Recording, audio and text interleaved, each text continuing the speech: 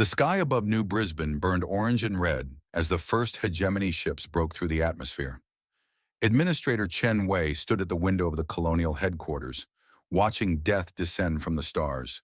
She had received no warning, no message, no demand for surrender. The aliens had simply appeared and begun their attack. "Get everyone to the bunkers," she said to her assistant. Her voice was calm, but her hands shook. "Now!" Across the colony, sirens wailed. Families grabbed children and ran. Farmers abandoned their fields. Workers left their posts. Everyone moved toward the underground shelters that had been built for emergencies that no one truly believed would come. Above the planet, Admiral Kethvar watched from the command deck of his flagship. He was an old soldier with many victories behind him. Conquering primitive worlds like this one was routine work. His fleet of 200 ships surrounded the planet like a net around a fish. There would be no escape. "Activate the despair engines," he commanded. His officers obeyed without question. Across the fleet, massive machines hummed to life. These were not weapons that burned or destroyed. They were something far worse. The despair engines broadcast neural frequencies that reached directly into the minds of living creatures. They triggered the deepest evolutionary fears that all prey animals carried in their genes. Hopelessness, terror, the absolute certainty that resistance was pointless and death was the only escape. Every species in the galaxy had fallen to these weapons. The hegemony had conquered 3,000 worlds using this technology. Not a single species had ever resisted the despair engines. When the frequencies hit, civilizations simply gave up. Their people became catatonic, unable to think or act. Then the hegemony troops would land and take control without firing a single shot. Kethavar expected this conquest to be no different. In the main bunker beneath New Brisbane's capital city, 3,000 humans huddled together in the dim emergency lighting. Chen Wei had taken charge, organizing people into groups, assigning tasks, trying to maintain order. But she could feel something wrong. A heaviness settled over her thoughts. A voice in her mind whispered that everything was pointless, that they should simply lie down and wait for death. Around her, people began to weep. Strong men fell to their knees. Women clutched their children and sobbed. The despair spread through the bunker like a disease. Chen Wei felt her own will crumbling. What was the point of fighting? They were alone. They were doomed. They should just accept their fate. Then she heard something strange. In the corner of the bunker, a young soldier named Private Morrison was laughing. It was not happy laughter. It was the desperate sound of a mind that refused to break. Morrison sat against the wall, his rifle across his knees, and he giggled like a man who had lost his sanity. "What's funny?" someone asked him, their voice hollow with despair. Morrison looked up. Tears streamed down his face, but his lips kept twitching into a smile. "Nothing," he said. "Absolutely nothing is funny. That's what's so funny. We're being attacked by aliens on Taco Tuesday." I was really looking forward to tacos. A woman nearby let out a sound that was half sob and half snort. "Taco Tuesday," she repeated. "Yeah," Morrison continued. "The universe has perfect comic timing. Couldn't invade on Monday when we had that terrible casserole. Had to be Taco Tuesday." Another person laughed. Just a small sound, quickly smothered, but it was there. Morrison kept going. He could not stop. The absurdity of their situation had triggered something deep in his brain, some ancient survival mechanism that his species had developed over millions of years. When the fear became too great, when the threat became too overwhelming, the human mind did not simply collapse. It found another way to cope. "I bet the aliens don't even have tacos," Morrison said. "That's why they're so angry. They travel across the galaxy, see our delicious tacos, and think we must destroy this. It's jealousy, pure taco jealousy."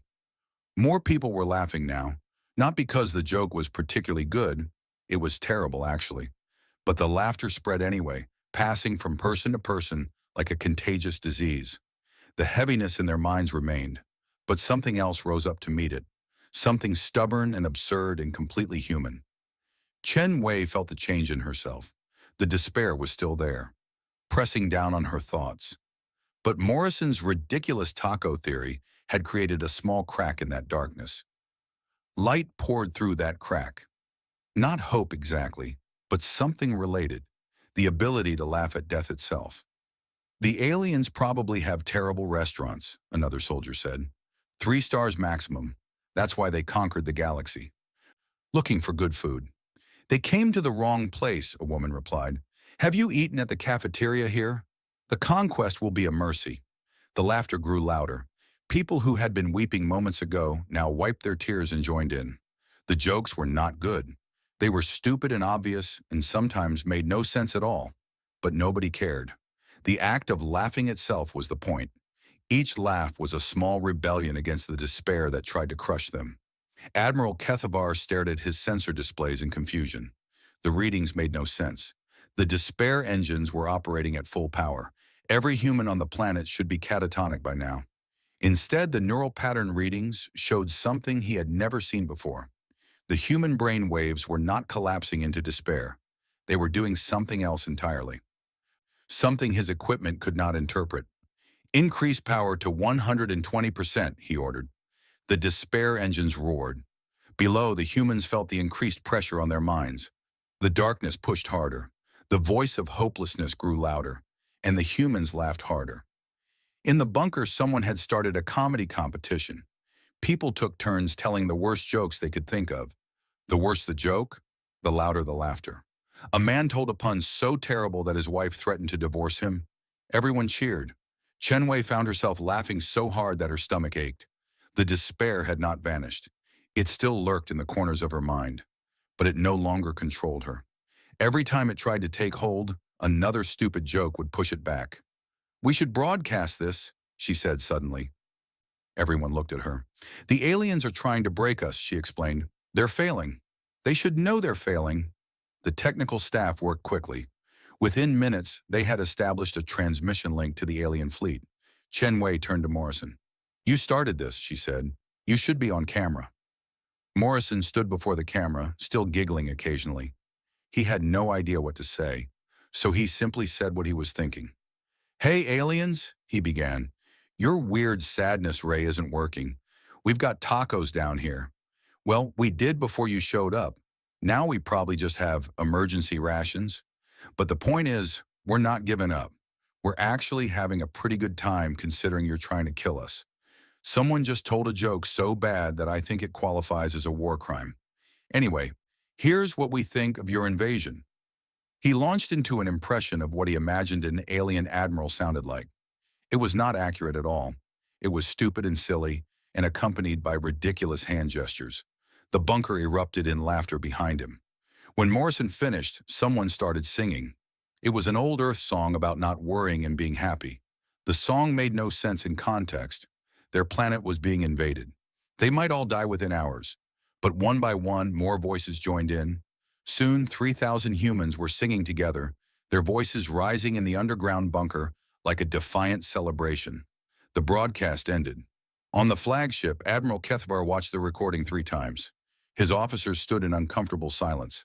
None of them knew how to react. In 10,000 years of conquest, no species had ever responded to the despair engines like this. What is wrong with them?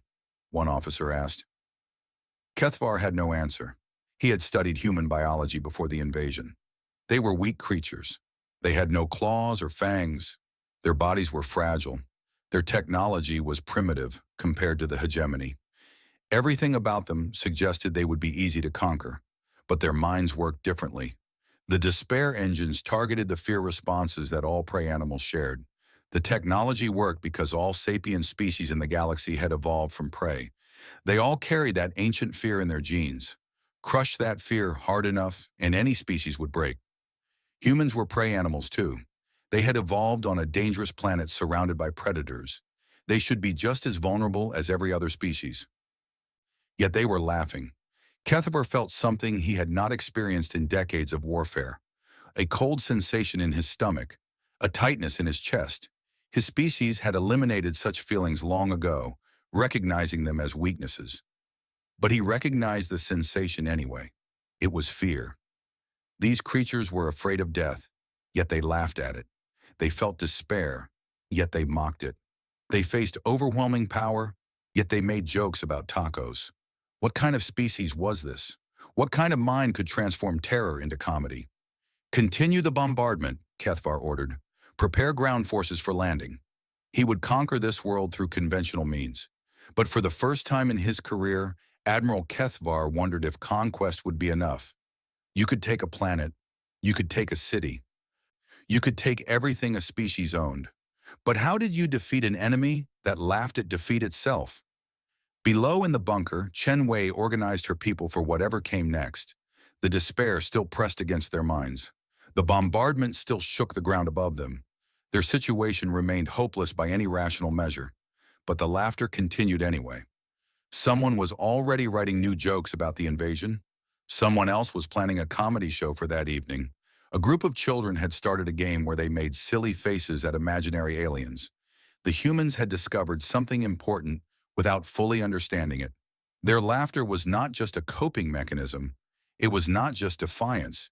It was a weapon unlike anything the galaxy had ever faced. And they were just getting started.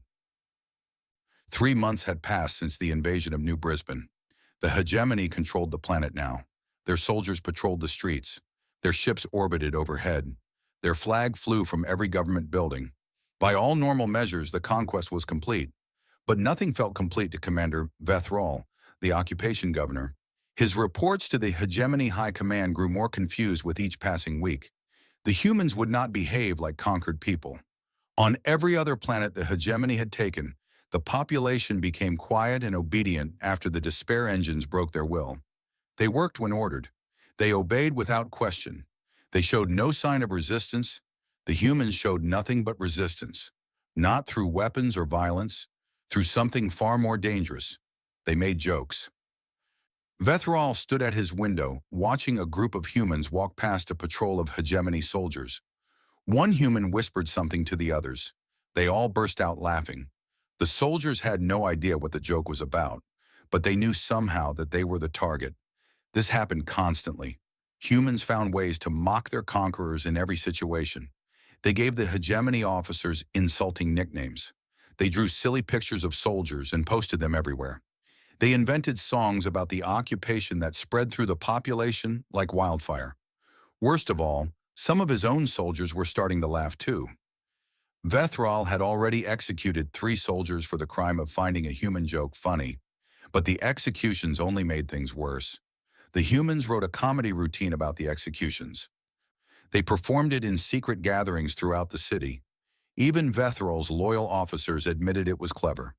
This planet is infected, Vethral muttered to himself, infected with madness. Across the galaxy on Earth, the leaders of the United Defense Command studied reports from New Brisbane with great interest. Dr. Yuki Tanaka stood before the military council, presenting her analysis of what had happened there. Humor is the key, she explained. It's not just a social behavior. It's a survival mechanism hardwired into human neurology. Our ancestors developed laughter as a way to cope with the constant threat of death.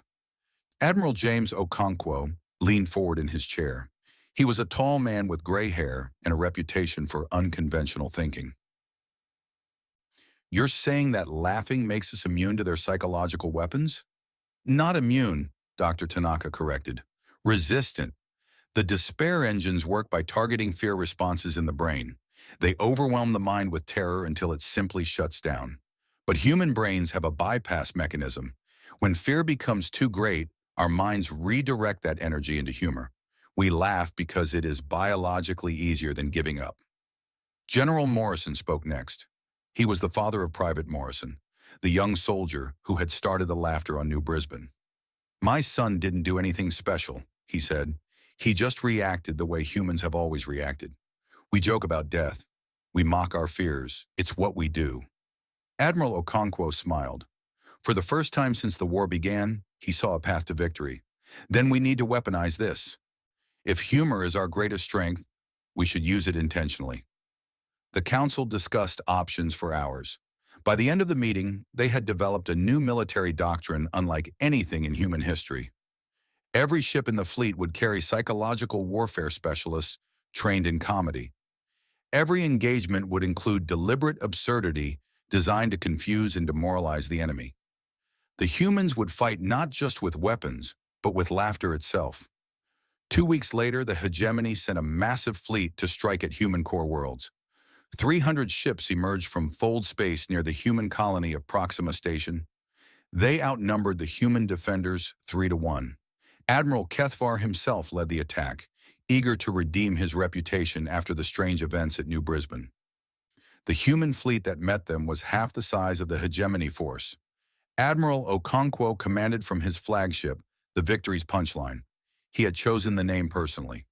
"Open a communication channel to the enemy fleet," he ordered. His communications officer obeyed. Across the void of space, Admiral Kethvar's face appeared on the screen. "Humans," Kethvar said, "you are outnumbered. Your technology is inferior. Surrender now and your deaths will be quick." Okonkwo grinned. "Actually, we have a counter-proposal. Instead of a battle, we suggest a ship-wide talent show. Winner takes the solar system. We've been practicing. Our engineering team does an amazing synchronized dance routine." Kethvar stared in confusion. "Is this some kind of trick?" "No trick. We're just really proud of the dance routine. Chief Engineer Patterson worked on it for weeks. It has lifts and everything." "You face destruction and you speak of dancing? Well, we could fight instead, but we thought you might appreciate some culture first. Your species seems a bit uptight. When was the last time you had a good dance party?" The communication ended with Kethvar ordering his fleet to attack. The battle began in earnest. Ships exchanged fire. Explosions lit up the darkness of space. Humans and hegemony soldiers alike fought and died in the cold void. But something was different about this battle. On every human ship, the crews maintained an open communication channel that broadcast across all frequencies. As they fought, they talked. Not tactical information, not military coordination. Jokes. "Hey, did anyone else notice the hegemony ships look like angry vacuum cleaners?" a pilot asked as he dodged enemy fire. "I was thinking more like grumpy toilets," another pilot replied. "Really backed up grumpy toilets." Either way, their design team needs new ideas. On the destroyer Cosmic Comedian, Captain Sarah Chen led her ship in a desperate charge against a hegemony cruiser twice her size. As the ships exchanged fire, she broadcast a running commentary. "And here comes the big guy trying to look intimidating. Oh no, we're so scared. Whatever will we do? Oh wait, I know. Thompson, fire everything at their engine section. Let's see how tough they are without their legs." The Cosmic Comedian took heavy damage in the exchange. Several crew members died. But Captain Chen never stopped talking, never stopped joking, never stopped laughing. Even as her ship burned around her, she found reasons to smile. "Good news, everyone," she announced to her crew. "The fire in Section 7 is really warm. We can save money on heating." Across the battlefield, similar scenes played out on every human vessel. Soldiers cracked jokes while fighting for their lives. Pilots traded puns while executing combat maneuvers. Engineers made ridiculous bets about which systems would fail first. A small scout ship named the Setup rammed directly into a hegemony battlecruiser. As the ship collided, its captain broadcast one final message. "And that's the punchline!" The explosion that followed destroyed both vessels. The hegemony crews could not process what they were experiencing. They had fought many species across the galaxy. All of them had faced battle with fear or anger or cold determination. None of them had faced battle with joy. The human laughter disturbed them in ways they could not explain. How could anyone laugh while dying? How could anyone find humor in destruction? The sounds coming through their communication systems seemed like the ravings of madmen. Several hegemony ships began to hesitate. Their crews became uncertain, confused by enemies who seemed almost happy to be in combat. When a human pilot ejected from his destroyed fighter, he spent the entire time waiting for rescue telling jokes over his emergency beacon. "What do you call a hegemony admiral with half a brain?" "Gifted." "How many hegemony soldiers does it take to change a light bulb?" "None. They just conquer a planet with brighter lights." The jokes were terrible, truly awful by any objective standard. But that was not the point. The point was that humans could not be intimidated. They could not be broken psychologically. Even in the face of death, they found reasons to laugh. As the battle continued, something unprecedented happened. A hegemony cruiser stopped firing and sent a surrender signal. Not because the ship was damaged, not because they were out of ammunition, The captain simply could not take it anymore. "We yield," the hegemony captain announced. "Make the laughing stop. Please, make it stop." Other ships followed. One by one, hegemony vessels surrendered to an enemy they could not understand. Admiral Kethavar watched in disbelief as his fleet fell apart around him. His soldiers were not being defeated by superior firepower. They were being defeated by jokes. By the time the battle ended, the humans had lost 40% of their fleet, a devastating toll by any measure. But the hegemony had lost 60%, and many of those losses came from surrenders rather than destruction. Admiral Okonkwo accepted the enemy surrenders personally. As each hegemony captain came aboard, they asked the same question that Admiral Kethvar had asked at New Brisbane. "How can you laugh while dying?" Okonkwo gave them all the same answer. "We've always been dying. From the moment we're born, we start moving toward death. Our whole species learned long ago that you can spend your life being afraid of the end, or you can spend it finding reasons to laugh along the way. We chose laughter." The captured hegemony officers were treated well. The humans gave them food, medical care, and access to the ship's entertainment systems. Within a week, several of them were caught watching human comedy programs. Within a month, some of them were laughing too. News of the Battle of Proxima spread across the galaxy. Other species, long conquered and hopeless under hegemony rule, heard stories of the humans who laughed at death. They heard about the fleet that joked its way to victory. They heard about an enemy that simply could not be broken. For the first time in generations, some of those conquered species began to wonder if the hegemony could be defeated after all. If laughter was truly a weapon, then perhaps they had weapons of their own that they had forgotten how to use. On Earth, Admiral Okonkwo addressed the planet. The losses at Proxima had been heavy. Many families mourned. But the Admiral spoke not of grief but of hope. "Today we prove something important," he said. "We prove that joy is stronger than fear. We prove that laughter can defeat despair. We prove that being human means never giving up the ability to smile, even in the darkest times. The hegemony has technology we cannot match. They have numbers we cannot equal. But they do not have what we have. They cannot laugh at the darkness, and that will be their downfall." The war was far from over, but humanity had found its weapon, and the galaxy would never be the same. 1 year into the war, and the galaxy was changing in ways no one could have predicted. The hegemony remained powerful, still controlling thousands of worlds, still commanding vast fleets. But something was wrong within their empire. Something was spreading that no weapon could stop. Laughter. On the occupied world of New Brisbane, Chen Wei had risen from colonial administrator to leader of the resistance. But her resistance did not fight with guns or bombs. It fought with comedy. Every night at midnight, an illegal broadcast went out across the planet. The humans called it the Late Night Resistance. It was a comedy show that mocked the hegemony occupation in every way imaginable. The hosts made fun of hegemony uniforms. They created silly voices for the alien commanders. They invented ridiculous theories about hegemony biology that spread through the population as running jokes. "Did you know," one host announced, "that hegemony soldiers cannot pronounce the letter P? That's why they never visit the restroom.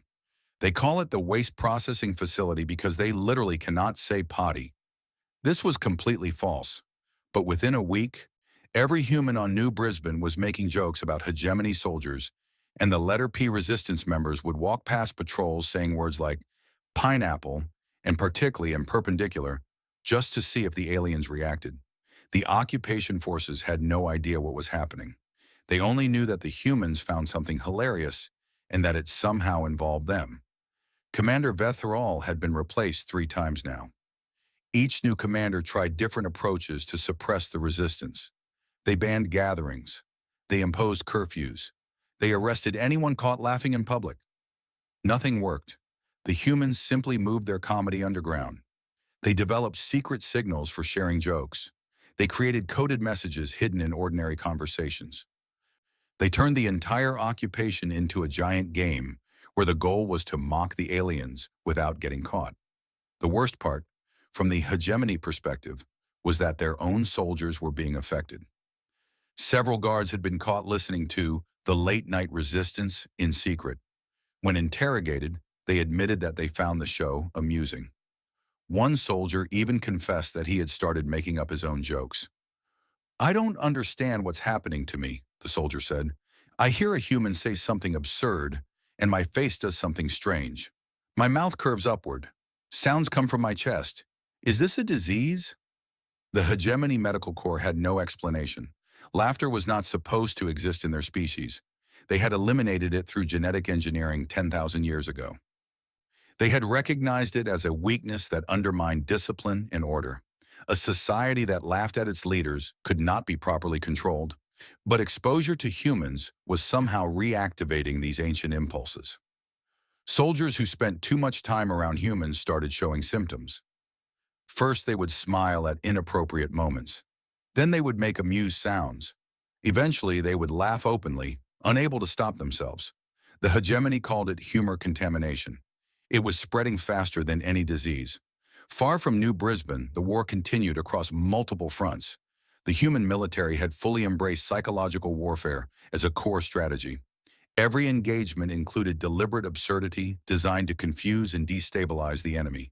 Human ships broadcast constant streams of comedy across all frequencies. Pilots developed signature catchphrases that they repeated during combat. One famous ace pilot always announced his attacks by saying, "Knock, knock," before firing his weapons. The hegemony crews learned to dread those words. The human propaganda department created something called memes. These were simple images combined with text that spread through communication networks like viruses. The hegemony had never encountered anything like them. A picture of a hegemony admiral with a silly caption would appear in one corner of the galaxy. Within days, it would spread to every human outpost, colony, and ship. The humans would modify it, add new captions, create variations. By the end of the week, that single image had evolved into hundreds of different versions, each one mocking the enemy in new ways. The hegemony tried to block these transmissions. They failed. They tried to create counter-propaganda, but hegemony propaganda was serious and intimidating, designed to inspire fear. The humans simply made fun of it. Every threatening hegemony message became raw material for new jokes. Surrender or face annihilation became surrender or face a mild inconvenience. The hegemony is invincible became the hegemony is invisible. Wait, no, I can see them. Never mind. Resistance is futile became resistance is futile, but we're doing it anyway because it's funny. Supreme Commander Zethral convened an emergency meeting of the Hegemony High Council. He was the oldest and most powerful military leader in the Empire, with a record of conquest spanning 3 centuries. He had never faced an enemy like this. "The human threat has evolved beyond military concern," he announced to the council. "They are attacking the psychological foundations of our empire. Their humor is spreading to our subject species." The reports confirmed his fears. On dozens of occupied worlds, the local populations were showing signs of humor contamination. Species that had been docile and obedient for generations were suddenly making jokes about their hegemony masters. The Velthari, a species conquered 2,000 years ago, had developed something called comedy clubs. These were gathering places where Velthari would take turns trying to make each other laugh. The jokes were crude and simple, but the laughter was real. The crics, an insectoid species known for absolute obedience, had started using sarcasm. Hegemony officers would give orders, and the cric would respond with exaggerated enthusiasm that somehow felt mocking. "Oh yes, great master, we will certainly polish your boots with maximum efficiency. It is the highest honor to touch your wonderful footwear." Even the Theks, a species so thoroughly conquered that they had forgotten their own history, had begun to remember. Someone had translated human comedy programs into their language. The Theks discovered that they could laugh after all. The discovery changed everything. "The humans call this a meme war," Zethral continued. "They believe they can destabilize our empire through ridicule alone. And they may be correct." The council debated for hours. Some argued for increased military action against human worlds. Others suggested withdrawing from occupied territories where humor contamination had spread too far. A few even wondered if the hegemony should attempt to develop their own humor as a countermeasure. This last suggestion was rejected immediately. The hegemony had eliminated humor precisely because it was dangerous. A soldier who could laugh at his officers might not obey them. A citizen who could mock the government might not fear it. Humor was chaos, and the hegemony was built on order. But the humans proved that chaos could be a weapon. On New Brisbane, Chen Wei received word that the late-night resistance had spread beyond her planet. Other occupied worlds were picking up the broadcasts and creating their own versions. A Velthari comedy troupe had started performing human-style jokes to packed audiences. A Crix Workers collective had developed musical comedy that mocked their overseers through song. The revolution was spreading, and it spread through laughter. Chen Wei addressed her resistance cell with new instructions. "We are not just fighting for ourselves anymore," she said. "Every joke we tell, every laugh we share, plants a seed in someone else's mind." The hegemony rules through fear. They break people's spirits and convince them that resistance is pointless. But we've proven that they cannot break human spirits. Now we need to prove that they cannot break anyone's spirit. The resistance intensified its efforts. They began smuggling comedy recordings to other occupied worlds. They trained aliens in the art of joke-telling. They created a network of underground comedians spanning dozens of species and hundreds of planets. The hegemony tried to stop them. They arrested comedians. They destroyed transmission equipment. They executed anyone caught distributing humor materials. But laughter is not a physical thing. It cannot be confiscated or destroyed. Once a species learns to laugh, they cannot unlearn it. The sound of joy, once discovered, echoes forever. Commander Zethral reviewed the latest intelligence reports alone in his private chamber. The numbers told a clear story. Productivity was down on every occupied world, showing signs of humor contamination. Obedience rates were falling. Revolutionary activity was increasing. The empire was not crumbling from military defeat. It was giggling itself apart. For the first time in his long life, Zethral felt something that might have been despair. He had spent 3 centuries building and maintaining the greatest military force the galaxy had ever known. He had conquered species that had seemed unconquerable. He had crushed rebellions with overwhelming force. But he did not know how to fight jokes. On his desk sat a captured human device containing recordings of the late-night resistance. Intelligence officers had given it to him to demonstrate the enemy's propaganda techniques. Against his better judgment, Zethral activated the device. The hosts appeared on the screen, grinning with their ridiculous human faces. They launched into a routine about the Hegemony High Council. They imagined what the council meetings must be like, portraying the supreme leaders as confused old men who could not figure out how to work simple technology. And then Commander Zethral tried to give a speech, one host said, but he accidentally activated the self-destruct sequence on the podium. So he spent the entire meeting just standing very still, hoping no one noticed. It was absurd. It was disrespectful. It was factually incorrect in every way. Zethral watched the entire episode. When it ended, he sat in silence for a long time. Something strange had happened to his face. His mouth had curved upward slightly. A small sound had escaped his chest, quickly suppressed. He deleted the recording immediately and never spoke of it again. But in the darkness of his private chamber, alone where no one could see him, Supreme Commander Zethral had done the impossible. He had almost laughed. The war continued. The hegemony remained powerful. The outcome was far from certain. But humanity had proven something profound. The greatest weapon against tyranny was not military might. It was the simple, stubborn, irrepressible ability to find joy in the darkest moments, to laugh at fear, to mock despair, to turn suffering into comedy and oppression into a punchline. The galaxy was learning to laugh again, and the hegemony had no defense. 2 years had passed since the invasion of New Brisbane. The war had settled into a strange stalemate. The hegemony still controlled most of the galaxy. Their fleet still outnumbered humanity by 100 to 1. By any rational measure, they should have crushed the human rebellion long ago. But the hegemony was not fighting a military war anymore. They were fighting a war of ideas, and ideas could not be killed with weapons. Chen Wei stood before the United Earth Council, telling the story of New Brisbane. She had been evacuated from the occupied planet through a dangerous rescue mission, brought to Earth as a symbol of resistance. Her fame had spread throughout human space. We never defeated the hegemony militarily, she explained to the council. They still control our planet. They still patrol our streets. They still occupy our buildings. But they do not control our minds. We discovered that humor is our greatest defense.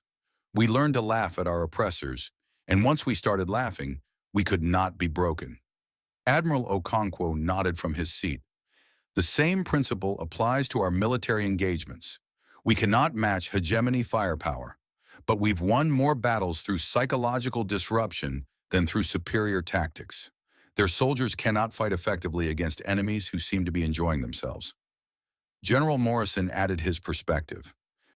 The reports from occupied territories confirm what Chen Wei is describing. Every world where humans have made contact shows signs of what the hegemony calls humor contamination. Local populations are learning to laugh. Revolutionary movements are growing. The hegemony is losing control from the inside.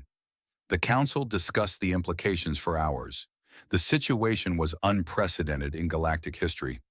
No empire had ever fallen to jokes before, but the evidence suggested that the hegemony was genuinely vulnerable in ways that no previous enemy had exploited. Across the galaxy, a different kind of meeting was taking place.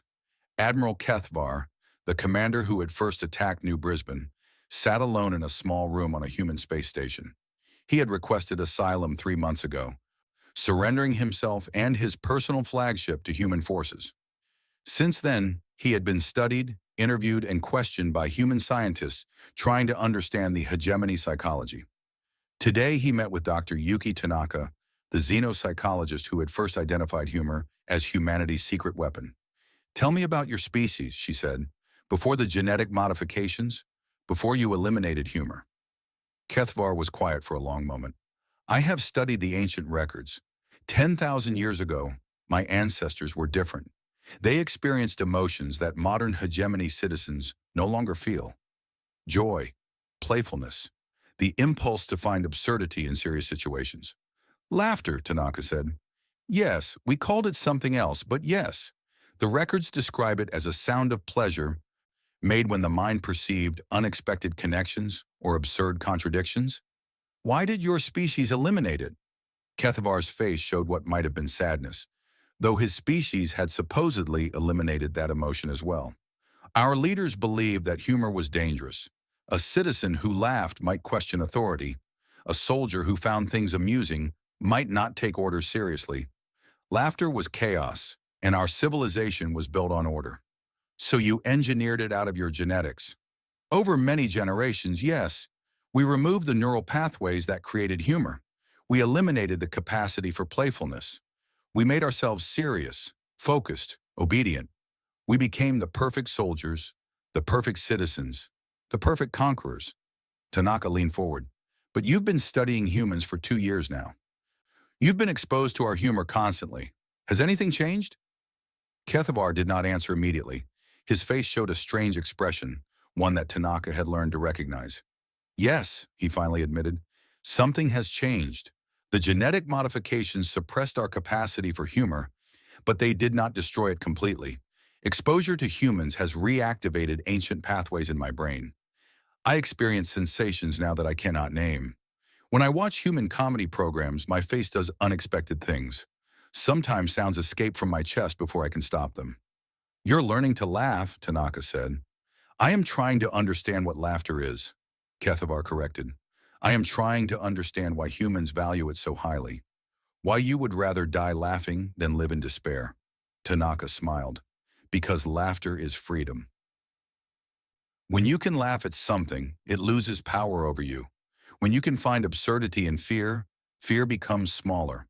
When you can make jokes about death, death becomes less terrifying. Humor is how humans process the worst parts of existence and transform them into something bearable."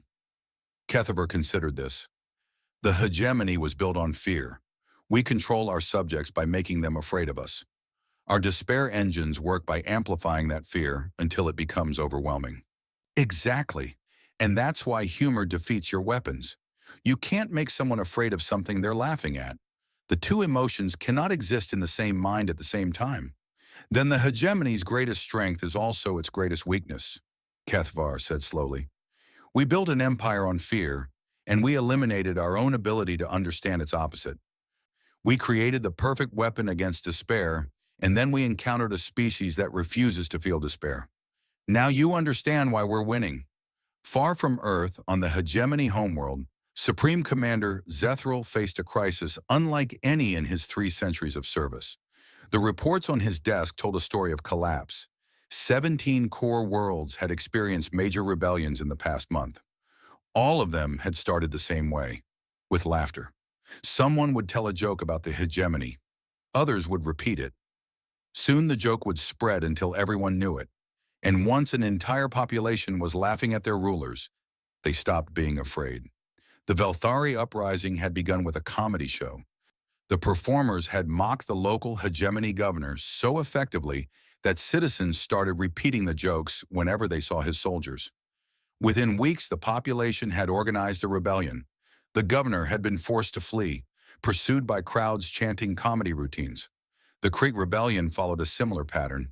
Their insectoid species had developed what they called satirical hive songs, complex musical compositions that mock the hegemony while pretending to praise them. The songs spread through their communication networks until every Crick's colony was singing variations. The hegemony forces could not tell if they were being insulted or honored, which somehow made the insults more effective. Even the Theks, the most thoroughly subjugated species in the empire, had found their voice. Human comedians had traveled to Thek space and performed shows for their populations. The Theks had not understood humor at first. They had forgotten how to laugh. But the humans were patient, explaining jokes, teaching the concept of absurdity, helping them rediscover an ability their ancestors had possessed. When the Theks finally learned to laugh again, they laughed for days. The sound of millions of Theks experiencing joy for the first time echoed across their worlds. And when the laughter faded, what remained was anger at the hegemony for taking that joy away from them. Zethral read the casualty reports from the Thek sector. His forces had been overwhelmed not by superior weapons, but by sheer numbers. The Theks had risen up everywhere, all at once, united by shared jokes that spread faster than military communications could track. "We are losing the psychological war," one of his advisors reported. "Our subjects no longer fear us. They mock us openly. Our soldiers are being affected as well. Humor contamination has spread to 20% of frontline units." "Execute the contaminated soldiers," Zethral ordered. "We tried that, Commander. It made things worse. The humans turned our executions into a comedy routine. They called it the hegemony's last laugh. Now our own soldiers repeat the jokes before their executions, laughing as they die." Zethral slammed his fist against the table. "How do we fight this? How do we defeat an enemy that welcomes death with a smile?" No one had an answer. In his private chamber that night, Zethral reviewed the intelligence reports alone. The data was clear. The hegemony was not losing because of military weakness. It was losing because its fundamental strategy no longer worked. For 10,000 years, they had controlled the galaxy through fear. They had eliminated their own capacity for joy so that they could be perfect instruments of terror. They had created weapons that targeted despair because despair was what they understood. But they had created a civilization that could not adapt to an enemy that refused to despair. A message arrived on Zethral's private communication channel. It was from Admiral Okonkwo, the human commander who had defeated Kethvar at Proxima. "Supreme Commander," the message read, "I have a proposal, not for surrender, but for something else. Your empire is falling apart, and both of us know that more fighting will only accelerate the collapse. I believe there is another way. We propose a meeting, not for war. For comedy, let us show you what you have been missing for 10,000 years. Let us teach you to laugh. If we succeed, the war ends. If we fail, you can conquer us through conventional means. What do you have to lose?" Zethral read the message several times. The proposal was absurd. The idea that the Supreme Commander of the hegemony would attend a comedy show was ridiculous. But then again, that was probably the point. After a long silence, Zethral began composing his reply. Against every principle he had lived by for 300 years, against every instinct of his genetically modified mind, he found himself agreeing to the terms. The comedy summit would take place on the hegemony homeworld. The fate of the galaxy would be decided by jokes, and somewhere deep in Zethral's ancient brain, pathways that had been dormant for millennia began to stir. The hegemony homeworld had never seen anything like this. A small human diplomatic ship descended through the atmosphere, carrying not soldiers or diplomats but comedians. The fate of a galactic war rested on their ability to make one person laugh. Chen Wei looked out the window as the ship approached the capital city. Massive towers of dark metal rose from the ground, designed to inspire fear and awe. There was no color anywhere, no art, no decoration. Everything was functional and intimidating. "Cheerful place," she muttered. Admiral Okonkwo sat beside her, reviewing the plan one more time.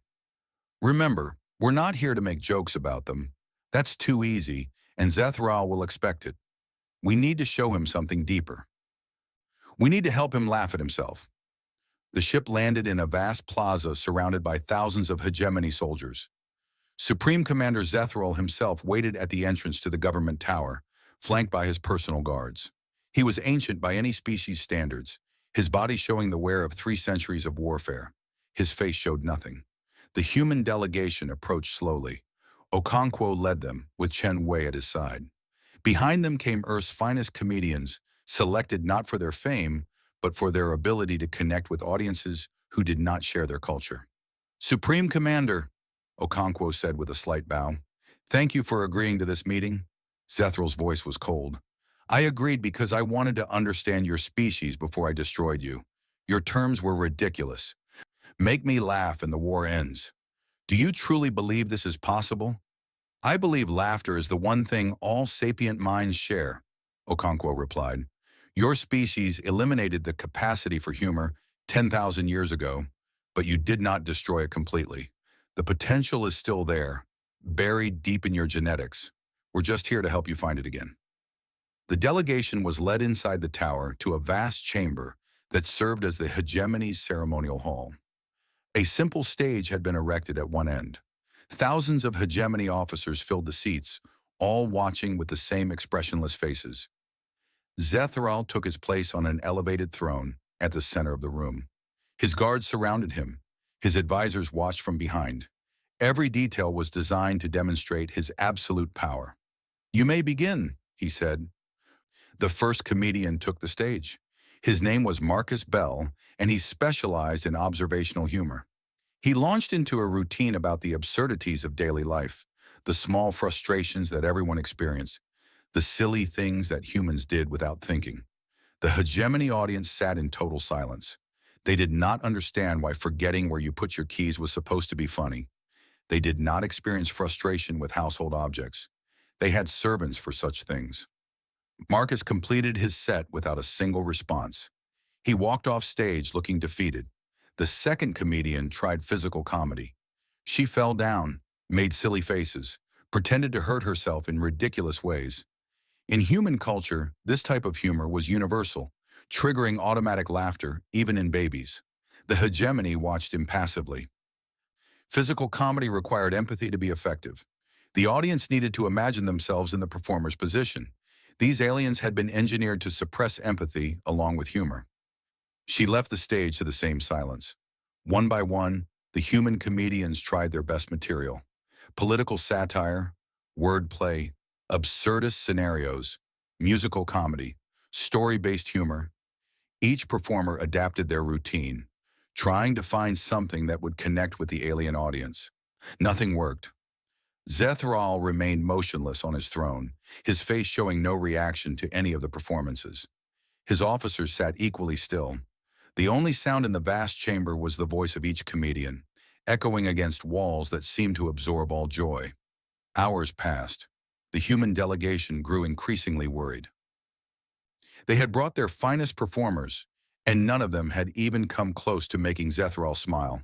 Finally, there were no more scheduled performers. The last comedian left the stage to crushing silence. Okonkwo felt his heart sink. The plan had failed. The war would continue. Millions more would die. Then Chen Wei stood up. "Wait," she said. "I want to try." Okonkwo looked at her in surprise. "You're not a comedian." "No, but I understand something these performers don't. They're trying to make him laugh at external things. That's not how humans learn to laugh. We learn to laugh at ourselves. She walked to the stage before anyone could stop her. The hegemony audience watched with the same blank expressions they had shown all day. Zethral did not move. Chen Wei stood alone in the center of the stage. She did not tell jokes. She did not perform. She simply spoke. My name is Chen Wei. I was the administrator of New Brisbane when your fleet invaded. I was there when your despair engines activated. I felt what they did to my mind, the crushing weight of hopelessness that tried to break my will. She paused, remembering. Do you know what I did? I wet myself. I was so terrified that I lost control of my own body like a child. The great leader of the resistance stood in a puddle of her own urine while aliens bombed her planet. A small murmur went through the human delegation. Chen Wei had never shared this story publicly. I spent the first 3 hours of the invasion hiding under a desk, crying so hard I couldn't breathe. I convinced myself that I was going to die, that everyone I loved was going to die, that everything I had worked for was meaningless. I was ready to give up. She looked directly at Zethral. Then Private Morrison started laughing, and I realized something. I was ridiculous. Not brave, not heroic, just ridiculous. A grown woman hiding under furniture, crying about the end of the world. The absurdity of it hit me all at once. I started laughing too. Not because anything was funny, because I was pathetic, and admitting I was pathetic somehow made me feel better. I couldn't stop the invasion. I couldn't save my planet. I couldn't even control my own bladder. But I could laugh at myself for being such a mess. She spread her hands. That's the secret, Supreme Commander. Human courage isn't about being fearless. It's about being afraid and ridiculous at the same time. We're all scared. We're all failures in dozens of small ways every day. We trip over things. We forget important meetings. We say stupid things at the worst possible moments. We cry. We panic. We hide under desks. But we laugh about it. We tell stories about our worst moments and turn them into comedy. We share our embarrassments with each other until they become funny instead of shameful. That's how we survive. Not by being brave, but by admitting we're not brave and finding that admission hilarious. Chen Wei looked at Zethral's ancient face. When was the last time you admitted you were scared? When was the last time you let yourself be ridiculous? When was the last time you made a mistake and told someone about it? Not as a confession, but as a funny story? The silence stretched out. You've spent 3 centuries being perfect, Chen Wei continued, never showing weakness, never admitting fear, never letting anyone see you fail. That's exhausting. That's lonely. That's absurd. You've conquered 1,000 worlds, but you can't admit that you don't know how to use your own communication device without help. You've commanded millions of soldiers, but you've never told a single one of them about the stupid things you did when you were young. Do you want to know the funniest thing in the galaxy? The most powerful being in existence, commander of the greatest military force ever assembled, ruler of 1,000 worlds, and you've probably tripped over your own robe at least once. You've probably walked into a door when you were distracted. You've probably forgotten someone's name and had to pretend you remembered. That's all laughter is, Supreme Commander. It's permission to be imperfect. It's freedom from the exhausting need to always be in control. It's the most powerful being in the galaxy admitting that he's just as ridiculous as everyone else. Chen Wei fell silent. Zethral did not move. His face remained expressionless. The chamber was utterly still. Then something changed. It started with his eyes. They shifted slightly, showing something that had not been there before. His mouth twitched, just barely, the muscles moving in ways they had never moved. A sound emerged from his chest. It was small and strange, almost like a cough, but it repeated, growing slightly louder each time. His shoulders began to shake. The sound became recognizable. It was a laugh. It was rough and unpracticed, the laugh of someone who had never used those muscles before. It sounded almost painful, like a machine starting up after centuries of disuse. But it was unmistakably laughter. Zethral, Supreme Commander of the Galactic Hegemony, was laughing. Not at the humans, not at their jokes, at himself, at 300 years of pretending to be perfect, at the absurdity of ruling a galaxy while being unable to admit simple weaknesses, at the ridiculous image of the most feared being in existence tripping over his own robe. The laughter spread. His officers, trained for obedience, watched their commander make strange sounds and found their own faces doing unexpected things. One by one, they began to laugh too. The chamber that had been designed to inspire fear filled with sounds of joy. Zethral's laughter continued for a long time. When it finally stopped, tears ran down his face. Tears that his species had also supposedly eliminated. "I never told anyone," he said quietly, "that on my first day as Supreme Commander, I walked into the wrong room and gave my acceptance speech to the cleaning staff. I was so embarrassed that I had those cleaners transferred to the other side of the galaxy." Chen Wei smiled. "That's pretty funny." "It is," Zethral agreed. "It really is." The war ended that day, not with a treaty or a surrender, but with a shared joke between enemies who discovered they were not so different after all. 1 year later, Chen Wei sat on a hillside on New Brisbane, watching children play in the fields below. The planet had been rebuilt. The occupation was over. Humans and former hegemony citizens lived together in the colony, learning from each other. Beside her sat Kethvar, the admiral who had once tried to destroy her world. He had become her friend over the past year, one of many unexpected friendships that had emerged from the war. "You know what the funniest thing is?" Chen Wei asked. Kethvar made the expression his species now called a smile. "What?" "We almost lost. We were so close to giving up during the invasion.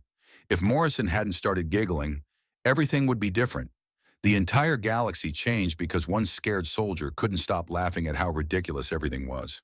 Kethvar nodded. "And now we all laugh. The galaxy's oldest weapon, defeated by the galaxy's oldest response to danger." "Life is strange," Chen Wei said. "Life is funny," Kethvar corrected.